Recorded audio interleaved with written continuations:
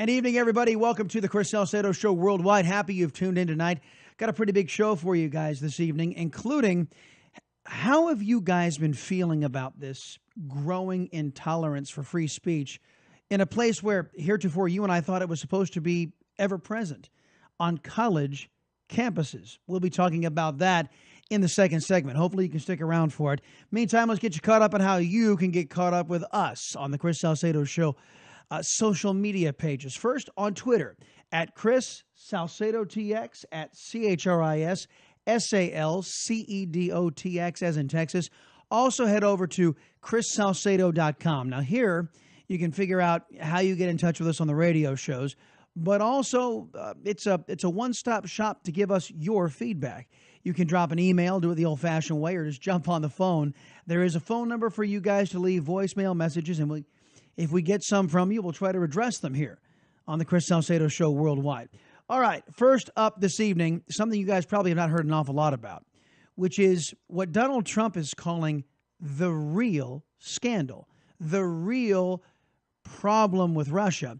And that was what happened during the Obama administration with Secretary of State Hillary Clinton, the selling of influence, including this Uranium One deal. Now, let me give you guys a little background on Uranium One. Uranium One was a sale to the Russians. Now, imagine this, folks. Democrats have never hated Russians more than they do today. And the only reason they do is because they need a convenient scapegoat. Every other time during history, they've loved Russians, in particular when they were communists in the Soviet Union. Just ask Ted Kennedy's family. Anyway, so the Uranium One deal was a sale of 20% of the United States fissile material, uranium, to the Russians. And there was a whole lot of money that was kicked back to Obama administration officials, including Hillary Clinton. This is Peter Schweitzer. He was talking with Fox and Friends, and he was articulating, hey, this is really a big problem. Now we're learning that the FBI had a corruption bribery investigation going on at this time, yet it was still allowed to happen. And we didn't even know about this investigation. It's a bit of an issue, and now it's all coming to light just how corrupt James Comey and his FBI really was. Listen to this. When this uranium sale was approved in 2010, that Hillary Clinton, among others, signed off on, there was actually an FBI criminal probe at that time involving kickbacks and other schemes involving this Russian company. And in fact, involved in that is a witness, an American businessman under a gag order, who says that he heard and has information about efforts to bribe the Clintons involving the deal. Yeah. Why is he still under investigation? Or still under gag order, I should say. I mean, if this was not a big deal, why can't this guy come out and tell the media and tell the press what he knows? Why is he still under a gag order? Somebody's protecting somebody. There is absolutely no reason, I think, any justification for this guy to be under a gag order anymore. Let him testify before Congress. Let him go to the media and tell his story, and then people can decide what they think about what he has to say. Now, why do you guys think? I mean, why isn't this guy being allowed to tell his story? Well, there's a very good reason, because he just may very well implicate Hillary Clinton and the previous administration for covering all of this up. The culture of corruption was in full swing over the last 8 years, folks, under Barack Obama. The Fox News panel, or the hosts of Fox and Friends, had some things to say about this as well. Can you imagine if this really is proven, that the Clintons, that Bill Clinton got $500,000 for the speech in Russia, and that she got $145 million for the Clinton Foundation in exchange for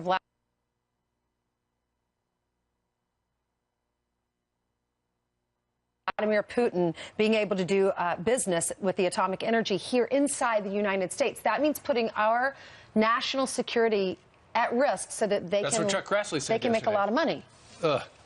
And keep in mind, we've heard so much about Russia regarding Donald Trump, now President Trump. No evidence of collusion, but you look at this, there's actual evidence, and apparently the FBI has it. This is a big story. Yeah, well, I think it is a big story. I think Steve Doocy is absolutely correct. And, well, first off, let's deal with what Ainsley Earhardt actually had to say. I mean, if this is proven that, and we know intuitively this is what Democrats are all about, putting our country at risk to enrich themselves. Why do you think our border is unsecure as it has been? But what if it can be proven that to pad their own pockets, the Clintons facilitated this Uranium One deal? There's a story out there, too, that Bill Clinton wanted to go to Russia, that he had applied to the State Department to actually go to Russia during all of this. I don't think he had the chance to go, but he wanted to go, maybe to secure his $500,000. I mean, to a lot of us, that's an awful lot of money. Don't get me wrong. I'm just saying, to the Clintons, it's peanuts. It's nothing. When this uranium sale was... Yeah, what about the uranium sale? Anyway, we will continue to funnel that over the next couple of days. Steve Ducey was right. It's a huge story, and there's a reason why you're not seeing it on the evening broadcasts. Let's have a conversation about this guy. This is Roger Goodell. Our buddies over at Grabian put together this montage, and we haven't talked about the NFL, and this is probably the last time I'm going to talk about the NFL on the program, but this montage strings together this press conference that Roger Goodell had. Now, for those of you who don't know what's going on, maybe you aren't NFL fans or maybe you haven't been keeping up, the National Football League has decided that it will say to its players, you really should stand, little Bobby and little Johnny, for the national anthem, but we're not going to make it a workplace standard, meaning our standards aren't that high in the National Football League. So Roger Goodell decided he'd take to the cameras and explain how they were going to encourage the players to stand for the national anthem, but they weren't going to require them to stand for the national anthem. And Gravian found a tick from the NFL commissioner. I tell you that our players are men of great character. They have a very deep understanding and tremendous knowledge of the issues that are going on in all of our communities. The players were very clear about how they felt about these issues and how deeply they felt about these issues in our communities. That these aren't really issues that are player issues or owner issues or community issues. They're issues that affect all of us in our communities. We wanted to work together to try to address these issues. We spent today talking about the issues that our players have tried to... You guys picking up on it? It's issues. It's issues. Now, he's going to get into... There's another verbal tick he gets into a little bit later on in this montage. But did you guys know the National Football League was all about issues? It's all about issues. I don't know. I thought it was about football. Silly me. Anyway, Roger Goodell thinks that the National Football League is about issues. You know, just issues. And, well, hold on. He's not done. Been trying to bring attention to about issues in our communities to make our communities better. There's nothing more important than trying to give back into our communities and make our communities better. The relationships between our clubs, our players, our communities, the relationship between... Okay, so now it's about issues and communities. It's issues and communities and community issues and issues in the community, and our NFL players are all about issues, and our NFL players are all about communities. You know, show of hands out there. How many times in the last year and a half, have you guys had a problem inside of your community? Maybe you want to change your trash collection day from Tuesday to Thursday. I mean, was your first thought to call the NFL? Mine wasn't. I mean, I thought it was about football, but Roger Goodell here is informing us that the National Football League is evolving, or some of us would say devolving, into issues and about the community and community issues. And he keeps on going. The players and our communities and our law enforcement mission, these are important issues for our communities. They're American issues, and I think those are the key issues. I would tell you, though, just on one other issue, and really make a difference in our communities in a positive way, and to try to help and make differences in our community, deal with the underlying issue, differences in our community. I laugh because the National Football League has become a joke. The NFL has become a joke. because a certain segment of the players, and I shouldn't blast every NFL player, because I would say the vast majority of them are patriotic. The vast majority of them just want to get out there and play football, earn their paychecks, and not be a part of this massive hissy fit the left wing has had since the election of Donald Trump. But the NFL has thrown its lot in with the hissy fit. I've got to point this out, because the National Football League had every opportunity to stop this, to nip it in the bud, to say, you know what, here at the National Football League, we're a pro-American league, and we have pro-American franchises, and we have a code of conduct. How many of you guys out there can show up to your place of work and damage the brand of your company? How many of you guys work out for Starbucks? What if you show up for Starbucks? What would be an embarrassment to Starbucks? It's hard to know. Okay. What if you showed up to Starbucks with a "Make America Great" T-shirt on? What if you showed up to Starbucks with a "I'm a conservative" T-shirt on? Now, you're just protesting, right?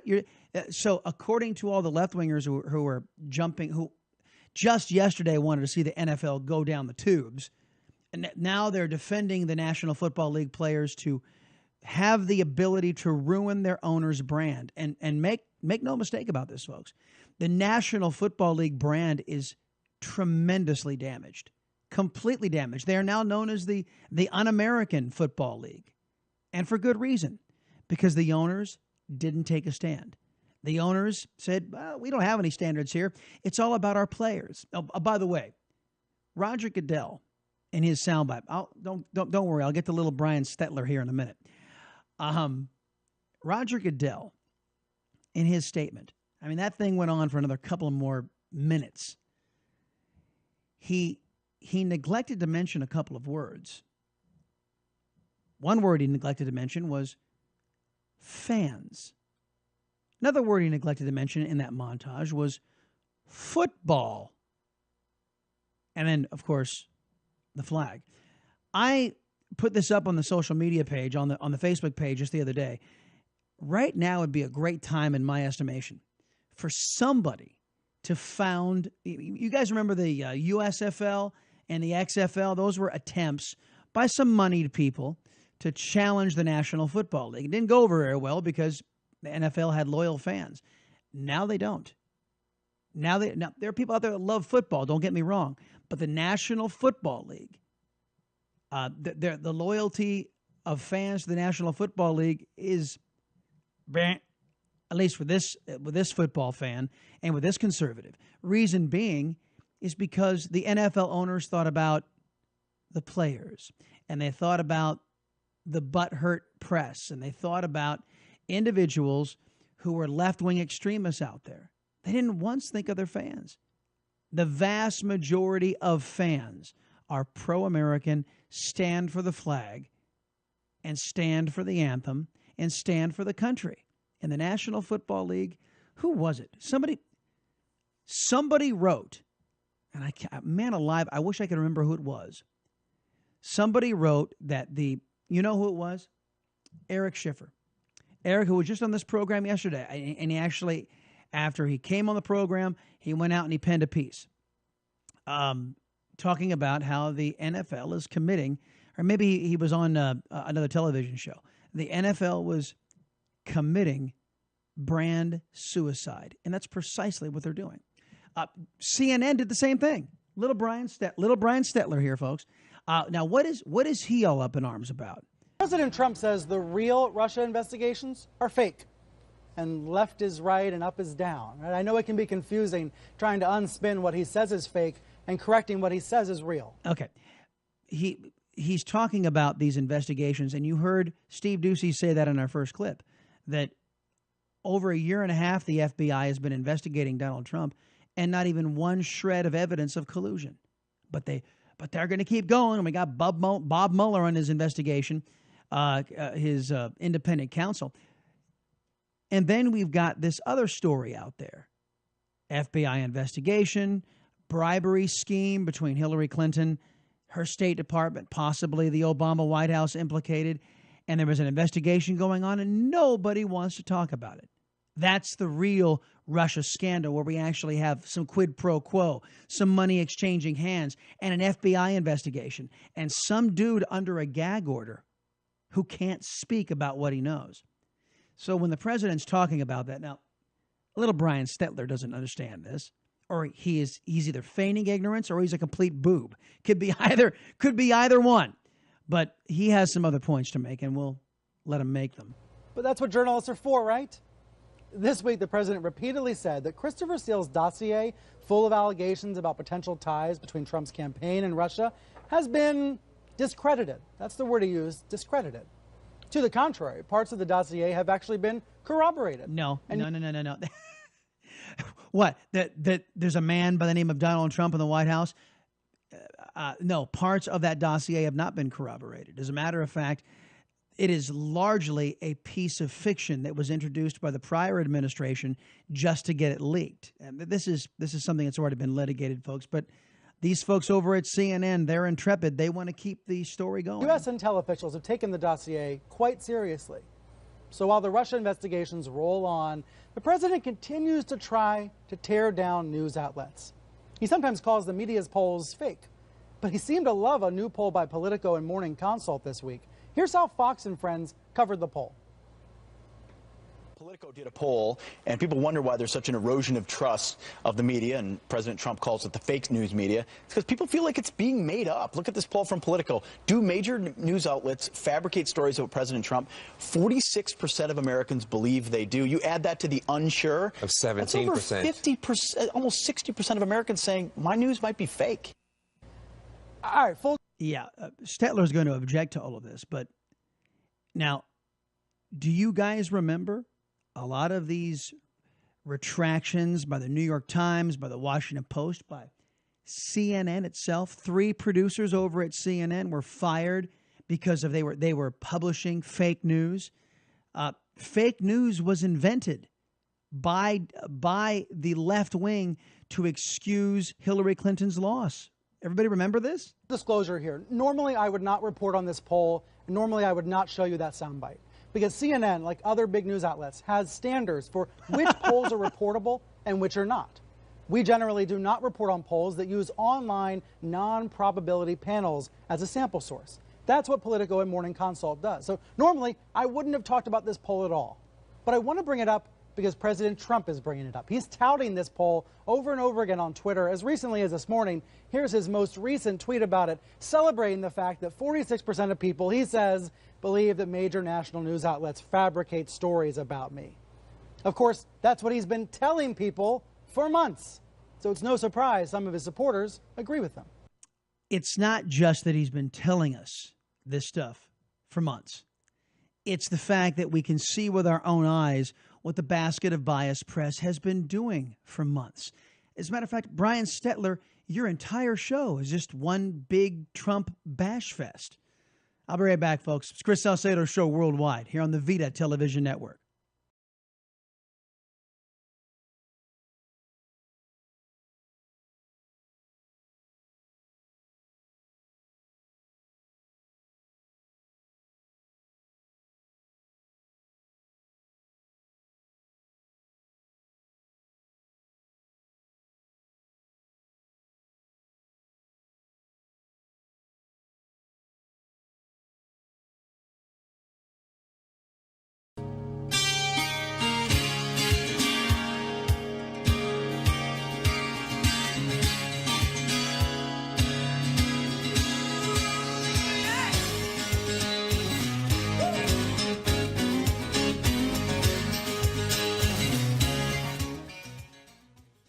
Welcome back, everybody. It's Chris Salcedo Show Worldwide, joined right now by Casey Mattox. He's the director of the Center for Academic Freedom at the Alliance Defending Freedom, working to protect the rights of students. In 2011, Mattox also joined the Center for Life, where he has been active in defending the sanctity of life. Mr. Mattox, welcome for the first time to the Chris Salcedo Show Worldwide. Hey, thanks for having me on. All right, let's talk a little bit about a case that your folks had sent my way. This is part and parcel a disturbing trend that we've seen across the United States of All you got to do to silence debate is call your opponent a Nazi. All you got to do to silence debate is to call your opponent a Trump defender, and then all of a sudden, or a white supremacist, and then you get to silence their free speech, throw them off college campuses, or throw them out of a public place where you ever happen to be. And you have found another such case on a so-called institution of higher learning's a campus. Describe what happened. Yeah, I mean, these are students, campus in California. These are college Republicans. They're just trying to meet. They're trying to have a student club meeting like students do all the time. And you have a university or you have students at that university that have decided that simply being college Republicans, you're not allowed to be able to be college Republicans and meet on that campus. And so they shut them down, shouted them down, and prevented them from being able to have a meeting. This is a problem we're seeing on numerous campuses, not just universities with bad policies, but students actually preventing other people from exercising basic First Amendment rights. And this is what they call it, the heckler's veto. And basically it's a trouncing of free speech. And the excuse they use, and our good buddy Ben Shapiro has been on the forefront of actually defining what this is. In an effort to stop speech you disagree with, you say, oh, this person is an undesirable person, hence you get to kick the garbage out of them or undertake violence or shout them down. It seems to me it's rather un-American. It absolutely is. And this is, you're right, Ben Shapiro has been at the forefront of this. We've actually represented Ben in a case at another California campus, Cal State Los Angeles, just last year, where faculty members organized a mob of students to blockade his event and deny other students the ability to even get inside and hear Ben Shapiro speak. Very similar to what we're seeing on this campus today.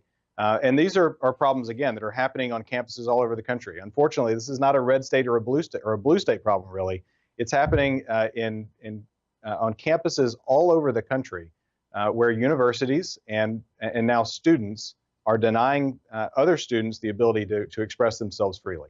Yeah, and it is, and we're going to talk about the genesis of this problem, and I have an opinion on it, and I want to get your opinion too.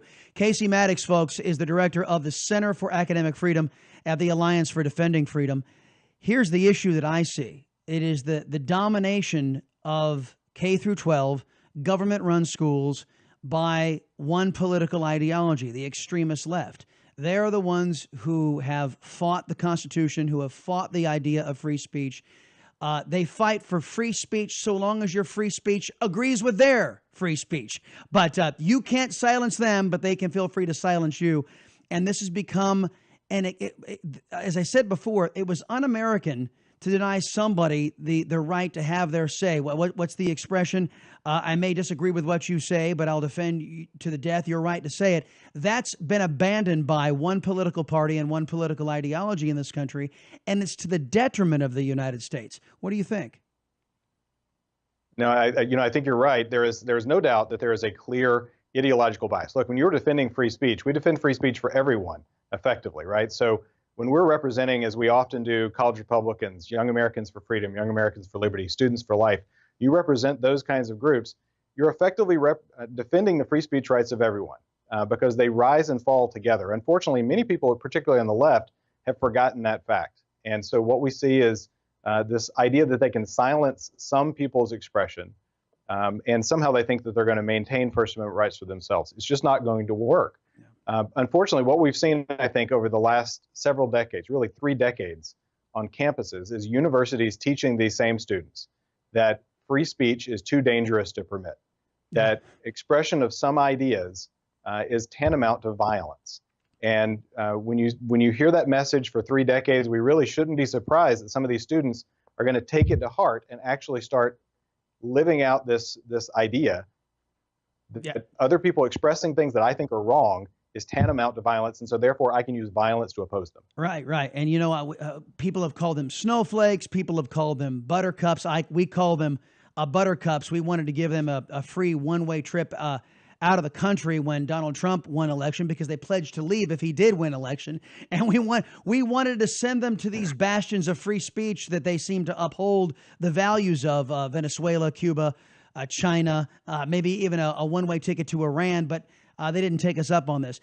Casey Mattox, director of the Center for Academic Freedom at the Alliance Defending Freedom. So this begs the question, legally speaking, how do you fight these individuals on college campuses when they have faculty and administration oftentimes backing up these left-wing extremists who want to remove free speech from the campus experience. How do you fight that?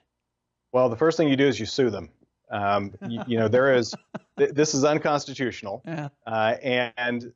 When you have universities actually violating the First Amendment, as we see all the time, we had a dozen different lawsuits against universities last year alone.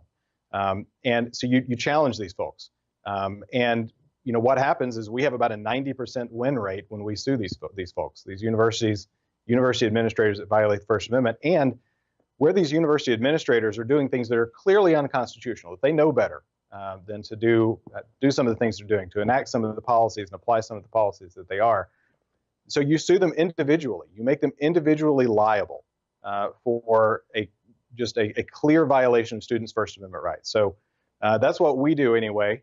We litigate, we take them to court, and we win.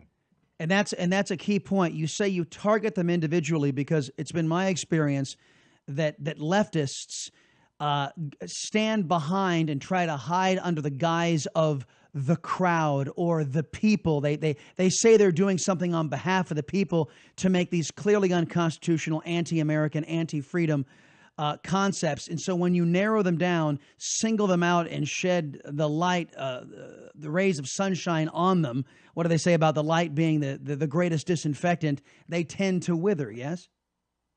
Well, and the bottom line, too, is, a lot of these universities think they can get away with violating students' First Amendment rights because it's ultimately the taxpayers that will pay the bill.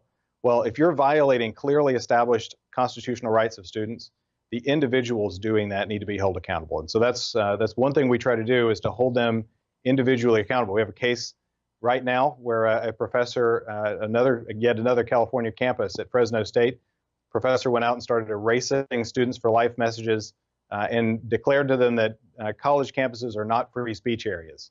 Wow. And so we sued him as individually. Now, Fresno State itself actually has decent free speech policies. This professor had made himself a vigilante against the First Amendment rights of other students.